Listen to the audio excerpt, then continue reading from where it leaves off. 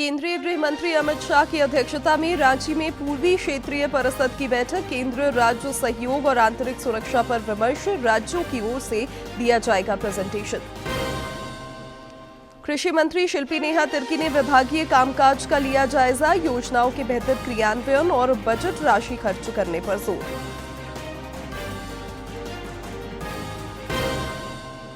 देवघर और दुमका में विश्व प्रसिद्ध श्रावणी मेले का आज से आगाज। कल से सावन का पवित्र महीना। गुरु पूर्णिमा पर बाबा बैद्यनाथ मंदिर में स्पर्श पूजा के लिए भक्तों का तांता। और रांची समेत राज्य के कई जिलों में मूसलाधार बारिश से जनजीवन प्रभावित। आज भी कई जिलों में भारी बारिश का अलर्ट। अब तक 65% अधिक मानसूनी बारिश।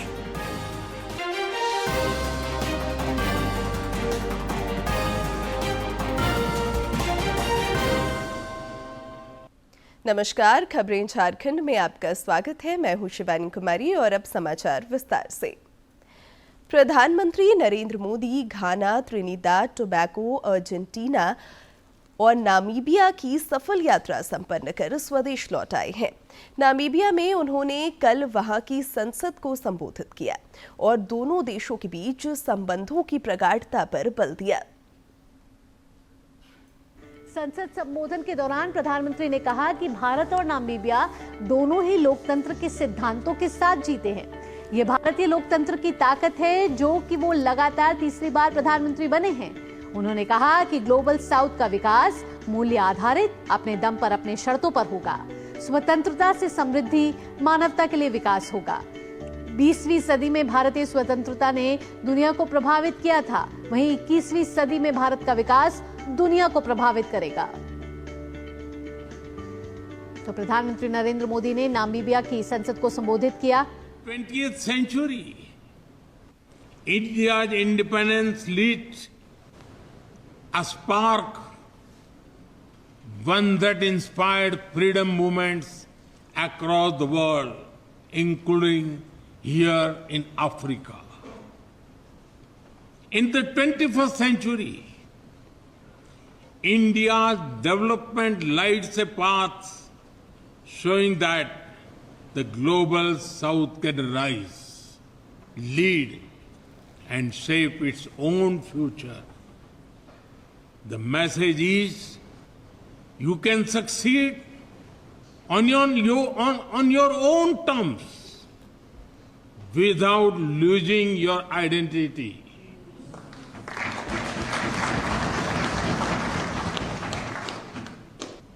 For this message to echo louder, we must act together. Let us create a future defined not by power, but by partnership.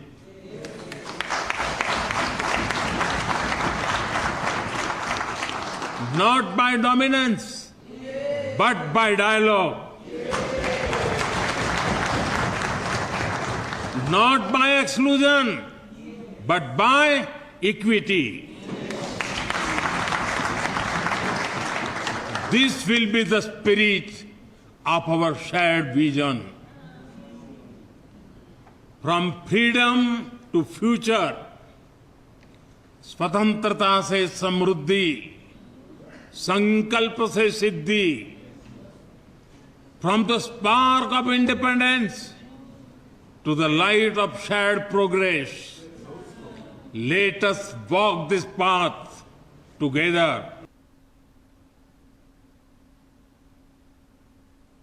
प्रधानमंत्री नरेंद्र मोदी को नामीबिया के सर्वोच्च सम्मान से भी नवाजा गया। श्री मोदी को अब तक 27 देश अपने सर्वोच्च सम्मान से नवाज चुके हैं। 5 देशों की यात्रा के अंतिम चरण में नामीबिया में प्रधानमंत्री नरेंद्र मोदी का न सिर्फ गर्मजोशी से स्वागत किया गया, बल्कि उन्हें नामीबिया के सर्वोच्च नागरिक सम्मान order of the most ancient Welwitschia mirabilis से सम्मानित किया गया। राष्ट्रपति नेटुम्बो नंदी नदैत्वाहा ने प्रधानमंत्री मोदी को ये सम्मान प्रदान किया। प्रधानमंत्री ने इसे गर्व का क्षण बताया। उन्होंने 140 करोड़ भारतीयों की ओर से ये सम्मान ग्रहण किया। इससे पहले ब्रासीलिया में प्रधानमंत्री नरेंद्र मोदी को ब्राजील के सर्वोच्च नागरिक सम्मान grand collar of the national order of the southern cross प्रदान किया गया। ब्राजील के राष्ट्रपति लूला डी सिल्वा ने प्रधानमंत्री मोदी को ये सम्मान सौंपा। पीएम मोदी को दिया गया ये सम्मान 57 साल बाद किसी भारतीय प्रधानमंत्री की ब्राजील यात्रा के दौरान दोनों देशों के बीच ऐतिहासिक संबंधों को और गहरा करने वाला रहा। पिछले दिनों ही प्रधानमंत्री नरेंद्र मोदी को त्रिनिदाद टोबैगो में वहां के सर्वोच्च नागरिक सम्मान order of the Republic of Trinidad Tobago और घाना में वहां के राष्ट्रीय award the officer of the order of the star of घाना से सम्मानित किया गया। मैं इस सम्मान को 140 करोड़ भारतीयों की ओर से विनम्रता के साथ स्वीकार करता हूं। यह सम्मान मैं हमारे युवाओं की आकांक्षाओं को, उनके उज्जवल भविष्य को,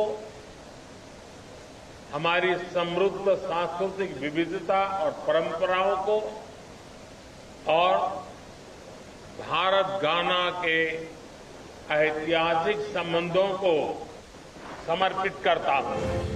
इससे पहले पिछले महीने ही साइप्रस यात्रा के दौरान प्रधानमंत्री नरेंद्र मोदी को राष्ट्रपति निकोस क्रिस्टोडोलाइडिस ने grand cross of the order of Makarios III से सम्मानित किया। ये साइप्रस का सर्वोच्च सम्मान है। इससे पहले अप्रैल के महीने में भी प्रधानमंत्री नरेंद्र मोदी की श्रीलंका यात्रा के दौरान उन्हें वहां के राष्ट्रपति अनुरा कुमार दिसानायके ने श्रीलंका मित्र विभूषण सम्मान प्रदान किया था। किसी विदेशी नेता को दिया जाने वाला श्रीलंका का ये सर्वोच्च सम्मान था। इस अवार्ड से किसी भारतीय नेता को पहली बार सम्मानित किया गया था। प्रधानमंत्री को अब तक विदेशों में 27 शीर्ष सम्मान मिल चुके हैं। अलग अलग देश अपने सर्वोच्च नागरिक सम्मान देकर ग्लोबल लीडर के तौर पर पीएम मोदी की भूमिका को सम्मानित करते रहे हैं। पिछले साल जुलाई में पीएम को रूस के राष्ट्रपति व्लादिमीर पुतिन ने देश का सर्वोच्च नागरिक पुरस्कार दिया। PM Modi the order of Saint Andrew the apostle से सम्मानित होने वाले पहले भारतीय नेता हैं। नवंबर 2024 में नाइजीरिया के राष्ट्रपति बोला अहमद ने पीएम मोदी को grand commander of the order of niger प्रदान किया। प्रशस्ति पत्र में कहा गया कि प्रधानमंत्री के दूरदर्शी नेतृत्व ने भारत को एक वैश्विक शक्ति के रूप में स्थापित किया है। पीएम 56 वर्षों में पहले ऐसे विदेशी नेता रहे जिन्हें ये पुरस्कार प्रदान किया गया। उसी माह गयाना के राष्ट्रपति इरफान अली ने पीएम को देश के सर्वोच्च राष्ट्रीय पुरस्कार द ऑर्डर ऑफ एक्सीलेंस से सम्मानित किया। यह अवार्ड विकासशील देशों के अधिकारों की रक्षा और वैश्विक समुदाय के लिए असाधारण सेवा के लिए दिया गया। उसी दिन पीएम को डोमिनिका की राष्ट्रपति सिल्वेनी बर्टन ने अपने देश का सर्वोच्च राष्ट्रीय पुरस्कार सौंपा। डोमिनिका अवार्ड ऑफ ऑनर कोविड-19 महामारी के दौरान मदद और रिश्तों की मजबूती में योगदान के लिए दिया गया। दिसंबर 2024 में कुवैत ने पीएम मोदी को अपना सबसे बड़ा राष्ट्रीय पुरस्कार दिया। कुवैत के अमीर मिशाल अल अहमद अल जबर अल सबा ने पीएम को द ऑर्डर ऑफ मुबारक अल कबीर से सम्मानित किया। अब तक चुनिंदा वैश्विक नेताओं को ही ये अवार्ड मिला है। इस साल भी पीएम को ग्लोबल अवार्ड से नवाजे जाने का सिलसिला जारी है। पिछले दिनों बारबाडोस ने पीएम को honorary order of freedom of Barbados दिया। वहां की राष्ट्रपति ने ये पुरस्कार प्रदान किया, जिसे पीएम की ओर से विदेश राज्य मंत्री पवित्रा मार्गरेटा ने प्राप्त किया। इसी वर्ष 12 मार्च को मॉरिशस के राष्ट्रीय दिवस समारोह में पीएम को वहां का सर्वोच्च नागरिक सम्मान मिला। राष्ट्रपति धर्मवीर गोकुल ने पीएम को grand commander of the order of the star and की ऑफ द इंडियन ओशन प्रदान किया। किसी भारतीय को पहली बार ये सम्मान प्राप्त हुआ है। इन अवार्ड्स और ग्लोबल लीडर के तौर पर शोहरत के पीछे सबसे बड़ी वजह है पीएम का विजन, संपूर्ण मानव जाति के कल्याण और शांति संवाद का विजन। संघर्ष ही नहीं, पर्यावरण संकट और आतंकवाद जैसी वैश्विक चुनौतियों को लेकर भी पीएम का संदेश साफ है। समाधान के लिए सब साथ आएं, मिलकर प्रयास करें। आधुनिक तकनीक हो या विकास की डगर, पीएम ग्लोबल साउथ सहित सबको साथ लेकर आगे बढ़ने पर बार बार बल देते रहे हैं। यही वो दृष्टिकोण है जिसे पूरी दुनिया न केवल सम्मान से देखती है, बल्कि इससे मानवता का बेहतर भविष्य सुनिश्चित करने में भी मदद मिल रही है। केंद्रीय गृह मंत्री अमित शाह की अध्यक्षता में रांची में पूर्वी क्षेत्रीय परिषद की 27वीं बैठक चल रही है। बैठक में मुख्यमंत्री हेमंत सोरेन, ओडिशा के मुख्यमंत्री मोहन चरण मांझी और बिहार तथा पश्चिम बंगाल के लगभग 70 प्रतिनिधि हिस्सा ले रहे हैं। बैठक में केंद्र राज्य सहयोग, पूर्वोदय विकास, आंतरिक सुरक्षा और नक्सल उन्मूलन जैसे एजेंडों पर विमर्श का दौर जारी है। राज्यों द्वारा श्रेष्ठ योजनाओं की प्रस्तुति भी दी जाएगी। केंद्रीय गृह मंत्री का दोपहर में समापन संबोधन होगा। पूर्वोदय के विकास पर केंद्र सरकार का खास फोकस है। इस बैठक में आंतरिक सुरक्षा और नक्सल उन्मूलन समेत दर्जनों एजेंडों पर चर्चा हो रही है।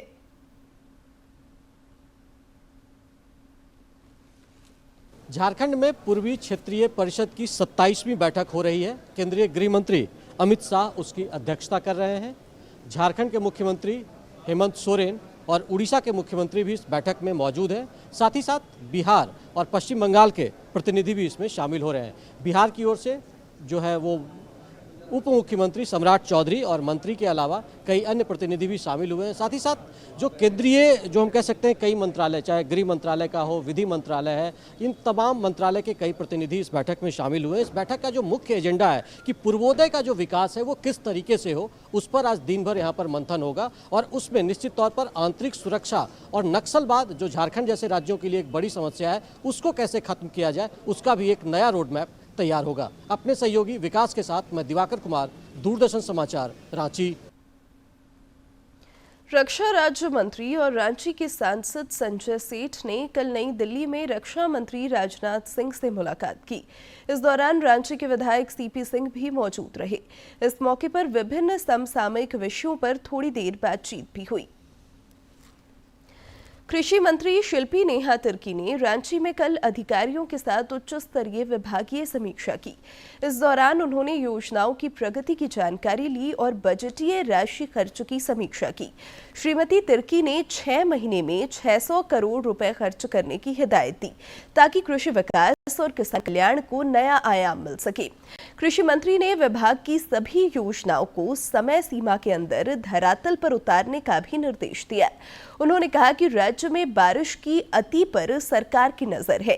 बैठक में विभागीय सचिव अबूबकर सिद्दीकी समेत अन्य अधिकारी मौजूद रहे।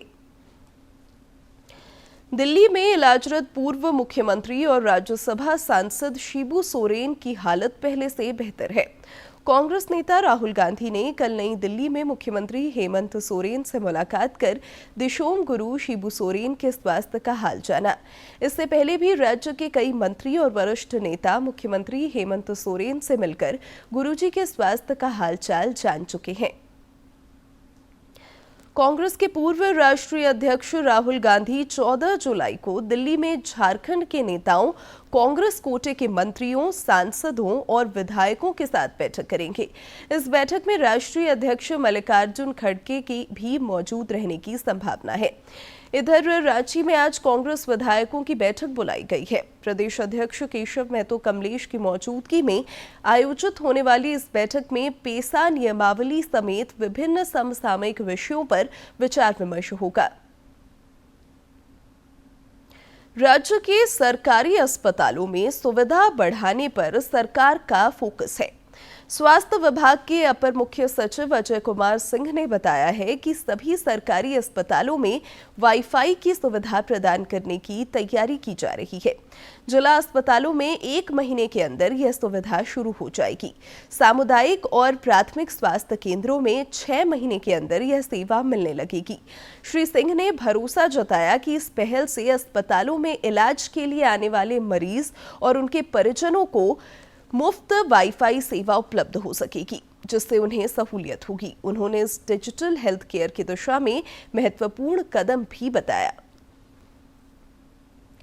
लातेहार के चंदवा थाना क्षेत्र में पुलिस ने 7 अपराधियों को गिरफ्तार किया है। ये लोग एक पावर प्लांट से लोहा चोरी कर बेचने की योजना बना रहे थे। इसी क्रम में पुलिस ने उन्हें धर दबोचा। इन अपराधियों के पास से करीब 7 टन स्क्रैप बरामद किया गया है। मादक पदार्थ के तस्करों के खिलाफ भी पुलिस का अभियान जारी है। आरपीएफ रांची पोस्ट और फ्लाइंग टीम ने विशेष अभियान के क्रम में रांची रेलवे स्टेशन से एक तस्कर को गिरफ्तार किया है। संदिग्ध हालत में उसे प्लेटफॉर्म 1 में पाया गया। पुलिस ने तलाशी के क्रम में उसके पास से 20 किलोग्राम गांजा बरामद किया। आरोपी ने बताया कि गांजा की इस खेप को ऊंची कीमत पर बेचने की योजना थी। ग्रामीण विकास मंत्री दीपिका पांडे सिंह ने आज बाबा बैद्यनाथ धाम में विधि विधान से पूजा अर्चना कर राज्यवासियों की खुशहाली की कामना की। उन्होंने कहा कि गुरु पूर्णिमा के अवसर पर वो हर साल बाबा धाम आती हैं और इस बार उन्हें राजकीय श्रावणी महोत्सव के उद्घाटन समारोह में भी शामिल होने का मौका मिल रहा है। राज्य सरकार ने मेले और महोत्सव को खास बनाने के लिए विशेष तैयारियां की हैं।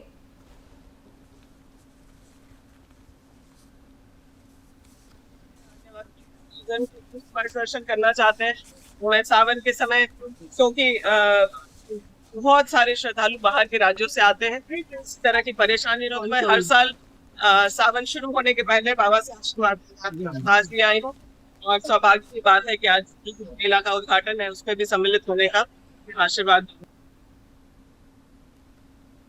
गुरु पूर्णिमा पर आज झारखंड समेत देश भर में कई कार्यक्रमों का आयोजन हो रहा है। गुरु पूर्णिमा का दिन गुरुओं को सम्मान देने का भी दिन है।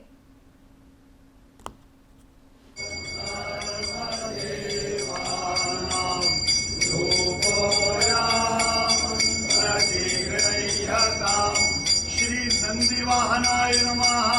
नाना परिमल धूपम समर्पयामि।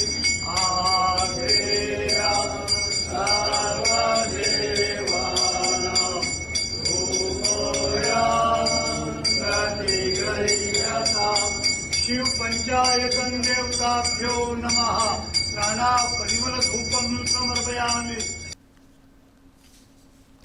प्रधानमंत्री नरेंद्र मोदी ने सभी देशवासियों को गुरु पूर्णिमा की ढेरों शुभकामनाएं दी हैं।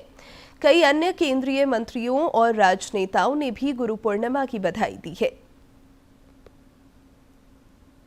आज गुरु पूर्णिमा है। हिंदू पंचांग के अनुसार आषाढ़ शुक्ल पूर्णिमा को गुरु पूर्णिमा मनाते हैं। प्रधानमंत्री नरेंद्र मोदी ने गुरु पूर्णिमा के अवसर पर सभी को शुभकामनाएं दी हैं। भारत और मेजबान इंग्लैंड के बीच लॉर्ड्स में तीसरा टेस्ट क्रिकेट मैच आज से शुरू हो रहा है। 5 मैचों की सीरीज में दोनों टीमें एक-एक मैच जीतकर बराबरी पर हैं।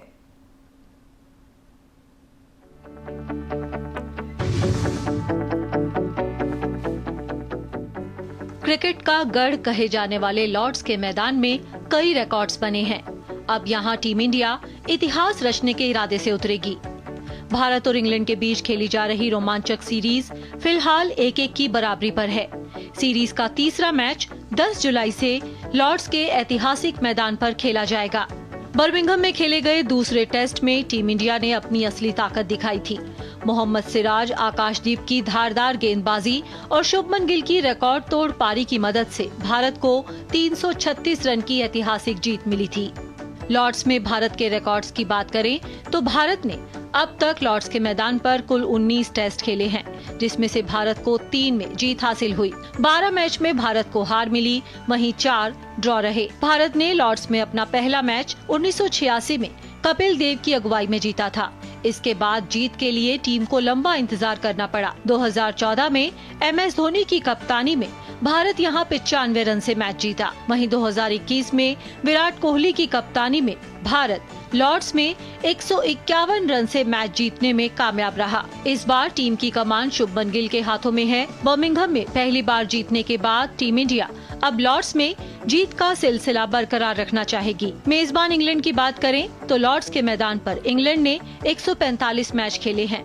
59 मैच में उसे जीत मिली है और 35 में उसे हार का सामना करना पड़ा। 51 मुकाबले ड्रॉ रहे। इस सीरीज में भारतीय टीम की बल्लेबाजी की बात करें तो भारतीय बैटिंग ऑर्डर में तीसरे टेस्ट के लिए बदलाव की गुंजाइश कम ही नजर आ रही है। सीरीज में 4 भारतीय बल्लेबाज 200 से ज्यादा रन बना चुके हैं। ओपनर्स अच्छी शुरुआत दे रहे हैं। पिछले 2 मैच में भारत की ओपनिंग जोड़ी 456 रन बना चुकी है। यशस्वी जायसवाल ने 1 शतक और 1 50 के साथ 220 रन बनाए हैं, जबकि लोकेश राहुल के नाम 236 रन हैं। उनके नाम भी 1 शतक और 1 अर्धशतक है। इन दोनों के अलावा कप्तान शुभमन गिल 585 रन बनाकर सीरीज के टॉप स्कोरर हैं। उप कप्तान ऋषभ पंत ने भी 2 शतक के साथ 342 रन बनाए हैं। ऑलराउंडर्स में रविंद्र जडेजा ने बर्मिंघम टेस्ट में 89 और 69 रन बनाए। वॉशिंगटन सुंदर ने 42 रन बनाए और दूसरी पारी में अहम मौके पर बेन स्टोक्स का विकेट लिया। पिछला मैच जीतने के बाद भारतीय कप्तान शुभमन गिल ने लॉर्ड्स टेस्ट में जसप्रीत बुमराह के खेलने की पुष्टि की है। उन्हें प्रसिद्ध कृष्णा की जगह टीम में शामिल किया जा सकता है। मोहम्मद सिराज दूसरे और आकाशदीप तीसरे तेज गेंदबाज होंगे। पिच की बात करें तो लॉर्ड्स की पिच आमतौर पर तेज गेंदबाजों के लिए मददगार होती है। अब लॉर्ड्स में शुभमन गिल की कप्तानी में भारतीय टीम बढ़त बनाने के इरादे से उतरेगी। पहले 2 टेस्ट में बल्लेबाजों और गेंदबाजों ने कई रिकॉर्ड्स बनाए हैं। ऐसे में देखना दिलचस्प होगा कि क्या ये सिलसिला तीसरे टेस्ट में भी जारी रहेगा। लॉर्ड्स का मैदान तैयार है और टीम इंडिया भी तैयार है एक और महामुकाबले के लिए। Sports desk, DD news.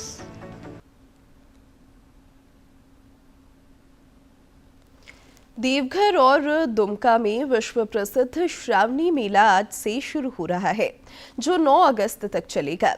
कल से पवित्र सावन महीना भी शुरू हो रहा है। बाबा भोलेनाथ के भक्त अगले 1 महीने तक बाबा बैद्यनाथ का अर्घा के माध्यम से जलाभिषेक करेंगे। बैद्यनाथ धाम और बासुकीनाथ धाम में श्रद्धालुओं की सेवा, सुविधा और सुरक्षा के लिए इस बार व्यापक प्रबंध किए गए हैं। भीड़ प्रबंधन और असामाजिक तत्वों पर नजर रखने के लिए बड़े पैमाने पर हाईटेक कैमरा का भी इस्तेमाल होगा। दुमका में विश्व प्रसिद्ध बासुकीनाथ राजकीय श्रावणी मेला महोत्सव को लेकर खास और आम सभी में भारी उत्साह देखा जा रहा है। जिले के उपायुक्त अभिजीत सिन्हा और पुलिस अधीक्षक पीतांबर सिंह खेरवार ने मेला परिसर की तैयारियों का जायजा लिया। साथ ही पंडा समाज और बासुकीनाथ धर्म रक्षणी सभा के सदस्यों के साथ बैठक की।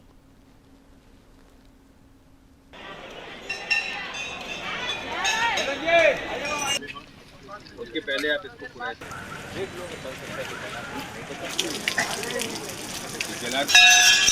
समाज के साथ हम लोगों ने एक कोऑर्डिनेशन बैठक किया और मंदिर के विभिन्न पहलुओं पे आज जो भी इश्यूज थे उसको हम लोग सॉर्ट आउट किए। और मुझे बहुत खुशी है कि पंडा समाज और प्रशासन एक मत से ही हम लोग सारे पहलुओं पे हम लोग पहुँचे हैं। और हम लोग की यही उम्मीद है कि हम लोग मिल के मंदिर पे एक बढ़िया से बढ़िया माहौल देंगे। श्रावणी की तैयारी में कहीं कोई कमी नहीं रहेगी और जितने भी श्रद्धालु आएंगे उनको बढ़िया से बढ़िया अनुभव रहेगा। इसी के लिए हम लोग आज बैठक किए। उसके लिए प्रतिनियुक्ति का आदेश जॉइंट ऑर्डर पर निकल चुका है और तमाम वो छोटे चेक पॉइंट्स है जहाँ पर आवश्यक रूप से फोर्स का डिप्लॉयमेंट करना वो सब हम लोग कर लिए हैं। साथ ही साथ संयुक्त रूप से डीसी साहब के साथ हम लोग निरीक्षण भी कर रहे हैं और कहीं कोई और आवश्यकता होगा तो उसको हम लोग आज आकलन करके वहाँ पर फोर्स देंगे। और सुरक्षा का व्यवस्था पुख्ता है और हम लोग अच्छे तरीके से सावन माह का पूजा कर रहे हैं। बाबा बैद्यनाथ की नगरी देवघर में भी गुरु पूर्णिमा धूमधाम से मनाई जा रही है। गुरु पूर्णिमा पर सवेरे से ही बाबा मंदिर परिसर में श्रद्धालुओं का तांता लगा हुआ है। सावन महीने से पहले बैद्यनाथ धाम में स्पर्श पूजा का आज अंतिम दिन भी है। देवघर स्थित बाबा बैद्यनाथ धाम में गुरु पूर्णिमा के अवसर पर भक्तों की भीड़ उमड़ पड़ी है। आखिरी दिन स्पर्श पूजा को लेकर श्रद्धालु खासा उत्साहित दिख रहे हैं। पुरोहित श्रीनाथ महाराज ने कहा कि शिव गुरु हैं और गुरु पूर्णिमा के अवसर पर शिव की आराधना करने से मनवांछित फल की प्राप्ति होती है। आज तक स्पर्श पूजा है। आज अनेकों भक्त लोग, यात्री लोग आए हैं यहाँ पर बाबा बैद्यनाथ जी का। गुरु पूर्णिमा में बाबा बैद्यनाथ जी का पूजन करेंगे। स्पर्श करके रुद्राभिषेक, जलाभिषेक जो भी करेंगे आज अपने हाथ से वो स्पर्श कर सकते हैं। विभिन्न प्रदेशों से पहुंचे श्रद्धालुओं का बाबा बैद्यनाथ के प्रति अटूट आस्था है। श्रद्धालु कई वर्षों से मंदिर परिसर में भगवान भोलेनाथ की पूजा अर्चना करते आ रहे हैं। उन्होंने कहा कि बाबा की आराधना से उनकी सभी मनोकामनाएं पूरी होती हैं। उन्हें गुरु पूर्णिमा और सावन मास का बेसब्री से इंतजार रहता है। 18 साल से बाबा जी के दर्शन कर रहे हैं, जल चढ़ा रहे हैं। हमारी हर मनोकामना बाबा जी पूरा करते हैं। इसी आस्था के साथ हम लोग पूरे एक जत्थे 25 लोग का जत्था हम लोग छत्तीसगढ़ से लेके आए हैं। बाबा मैग्नेटिक पावर है, तभी तो सब खींचे चले आते हैं।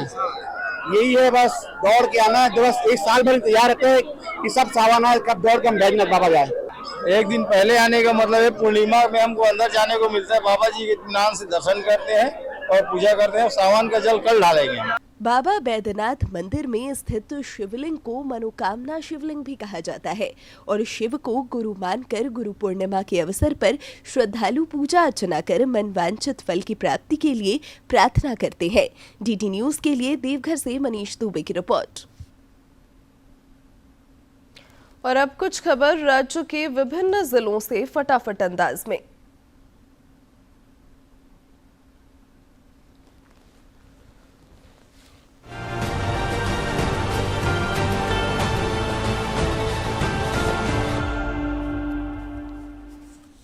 शिक्षा व्यवस्था को सुदृढ़ एवं प्रभावी बनाने को लेकर कोडरमा जिला प्रशासन ने व्यापक कदम उठाते हुए प्राथमिक विद्यालयों में निरीक्षण अभियान चलाया।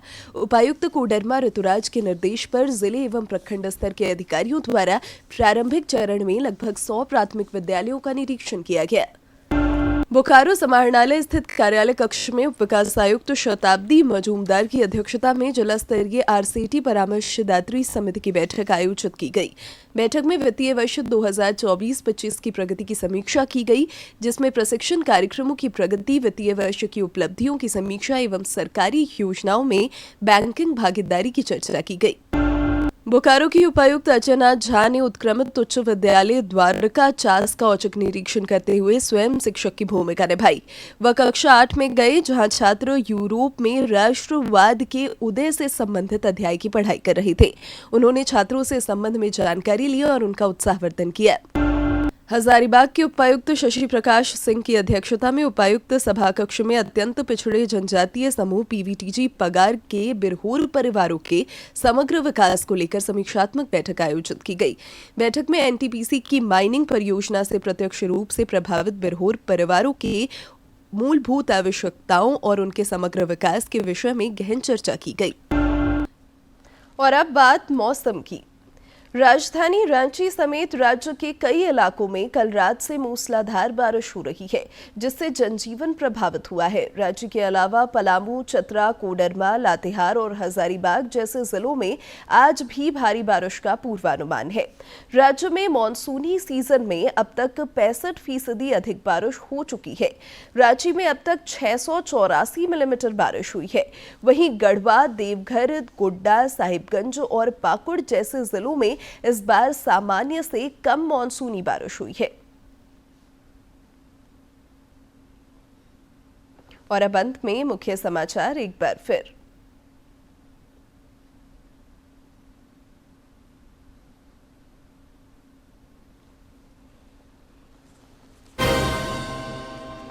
केंद्रीय गृह मंत्री अमित शाह की अध्यक्षता में रांची में पूर्वी क्षेत्रीय परिषद की बैठक। केंद्र राज्य सहयोग और आंतरिक सुरक्षा पर विमर्श। राज्यों की ओर से दिया जाएगा प्रेजेंटेशन।